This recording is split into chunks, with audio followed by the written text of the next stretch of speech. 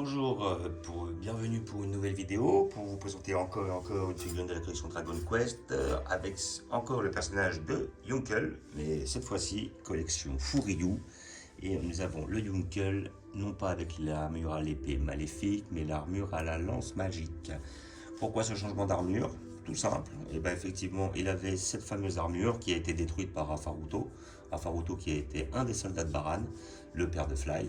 Et par la suite, comme Rafaruto s'est fait vaincre par, et on le croyait mort d'ailleurs, on y reviendra à la fin, et il s'est fait vaincre par Enki, et ben plutôt par Yunkel, il lui a fait don de son armure de façon à ce qu'il puisse continuer le combat face à Balan de façon à pouvoir sauver Fly. Donc figurine que j'ai payé 20 ou 25 euros aussi dans la collection justement Furyu au même magasin, collection Jaya Furyu. Et voilà, figurine à 20-25 euros, voilà, donc très intéressant. Et je vais vous montrer ce que ça donne. Donc là, on a notre figurine d'origine. Après ça, c'était la première version de l'armure à la lance magique. La deuxième version, je l'ai dans la collection Artefix. Effectivement, vu que c'est par la suite qu'on apprend que c'était Ron Berouk qui avait, qui avait forgé ces armures. Donc nous allons l'ouvrir pour voir ce que ça donne. Hop, toujours avec un couteau pour les scotch. Voilà. Hop.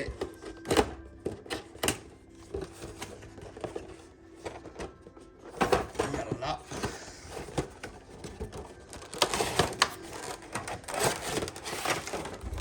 Là nous avons notre personnage. Déjà je vois quelque chose qui me plaît pas mal. C'est la couleur de l'armure. On a quelque chose de chromé, un peu métallique. Ça voilà un petit peu parce que bon c'est une armure. Hop, moi je prends le couteau ici, là, pour les scotch ici. Voilà. Hop. Et voilà, nous avons notre personnage qui est bien fait. Franchement, il est bien fait. Là, le Enki, je trouve même une qualité au-dessus de celle de chez Sega. Bon, l'armure à l'épée maléfique demande plus de travail. Ça, c'est vrai. Voilà, effectivement, là, vous verrez, j'ai la lance qui est accrochée avec le socle qui est lui énorme. Voilà. Donc là, ici, nous avons notre. Ah, je vais tout péter là. Voilà. Nous avons notre socle qui est énorme aussi. Là. De chez Furyu. Voilà, les socles chez Furyu ne sont pas marqués en fait. Ils sont assez plats, assez basiques, assez larges, un peu moches quand même. Et là nous avons aussi notre personnage. Donc là quand même nous avons les pointes qui sont dans le socle. Donc on peut voir si notre personnage tient sans. Ce qui serait le summum. Et là nous avons notre lance. Donc nous allons devoir...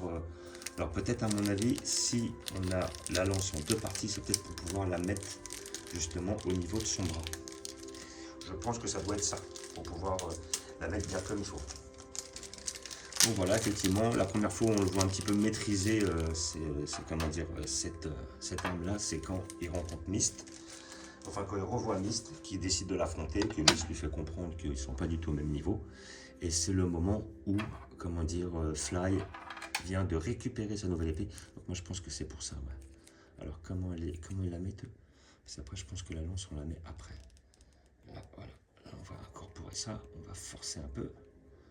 Normalement, je pense que c'est comme ça. Et ça lance, ouais. Donc, à mon avis, la lance, c'est pour ça qu'ils veulent qu'on mette le trou après. Enfin, le bout après. Voilà. Et là, nous avons notre lance ici présente qui va s'emboîter comme cela. Voilà. Hop, nickel. Alors après, maintenant, est-ce qu'il tient sans? Il tient sans? Ah ouais, parce qu'en plus, avec la pointe, pas mal. Eh ouais, parce que justement, c'est ça l'intérêt. Là, si vous mettez la lance qui touche un peu le sol, elle vous servira de point d'appui. Comme ça vous évite de mettre le socle. Ah, c'est génial. Ah, c'est génial. Donc, hop, revenons-en à nos moutons. Voilà. Donc maintenant, qu'est-ce que je pense? Franchement, le visage, il est vachement bien fait. Il est vraiment beau, bien, beau regard, ténébreux. Les cheveux sont bien faits, la petite teinte violette, l'armure elle est bien. Là on a un petit aspect chromé, on a un peu plus de travail sur les peintures. Le sculpte est vraiment bien fait, surtout là il avait une sorte de boomerang là, qui était là ici, qui pouvait se séparer, qui est vachement bien fait aussi.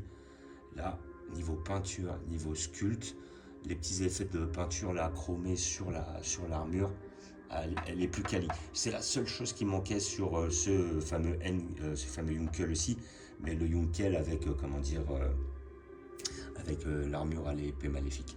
C'est la seule chose qui manquait. Mais là, franchement, celle-là, elle est belle. La pose, elle est badass. L'armure est bien faite. Voilà, on avait un petit peu là, ce petit aspect, une sorte de tête là qui est au niveau du torse là. Voilà, fidèle à Raffaruto.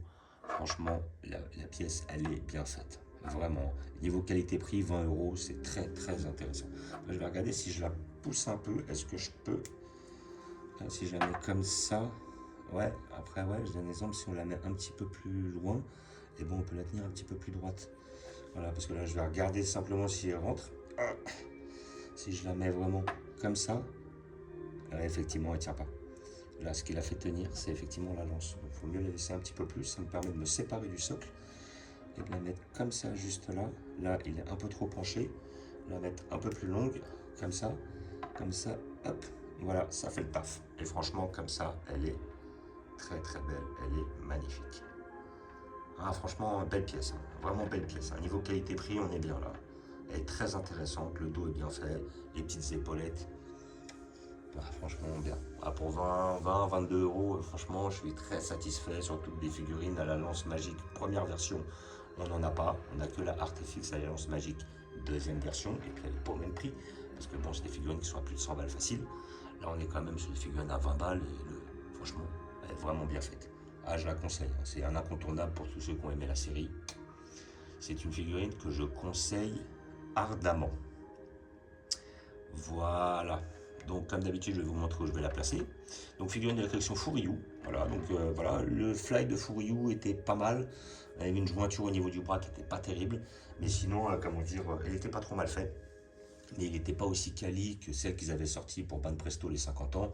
Et pour moi, il était un niveau légèrement en dessous de la Pop-Up Parade. Par contre, voilà, le petit détail qui était bien comment dire, sur ce fly là de chez Furyu, c'était le moment où il affronte Balan, parce qu'on voit qu'il a l'épée d'Enki, qu'il est torse nu, et effectivement c'est le seul moment où justement il a l'épée d'Enki que plutôt Yunkel lui passe de façon à pouvoir faire face au sabre du dragon de Baran. Voilà, là je parle, mais bon, il n'y a que ceux qui ont suivi mon cas qui comprennent ce que je dis. Voilà. Donc je vais comme d'habitude vous montrer où je vais la regarder. Vous pouvez trouver cette figurine assez aisément hein, sur les sites. Elle est entre 20 25 €, peut-être même moins cher, peut-être 10 15 € peut-être. Voilà, maintenant c'est des figurines qui sont assez facilement trouvables. Et je vais vous montrer où je vais la placer. Donc là je vais déjà avoir plus de facilité. Et je pense que je vais la mettre. Alors après là pour l'instant je suis en train de faire des tests. Hein. On va être obligé de la mettre là dans l'immédiat. Voilà, parce que j'ai pas trop le choix. Après, je vais devoir repositionner un peu tout. Je vais voir quel arrangement je vais prendre. Quel agencement.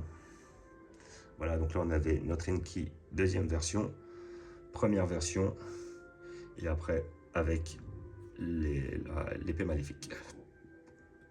Voilà, donc je fais un petit bisou de la collection comme d'habitude. Notre petit coin Star Wars, avec notre coin Kenshin le Vagabond Ranma Mi. Street Fighter, notre petit coin Dragon Quest. Là, nous avons notre coin Ken le Survivant, Bastard, Vagabond, Cobra, Nicky Larson, Olive et Tom, les maîtres de l'univers. Nous avons du Goldorak et du Sanseiya là-haut. J'ai vu qu'ils allaient sortir une Sanseiya chez Figuart, touche métallique, et elle m'intéresse. Je pense que je la prendrai. Voilà, donc comme d'habitude, je vous remercie d'avoir regardé. Je vous dis à bientôt. N'hésitez pas à vous abonner ou à mettre des pouces. Et je vous dis ciao.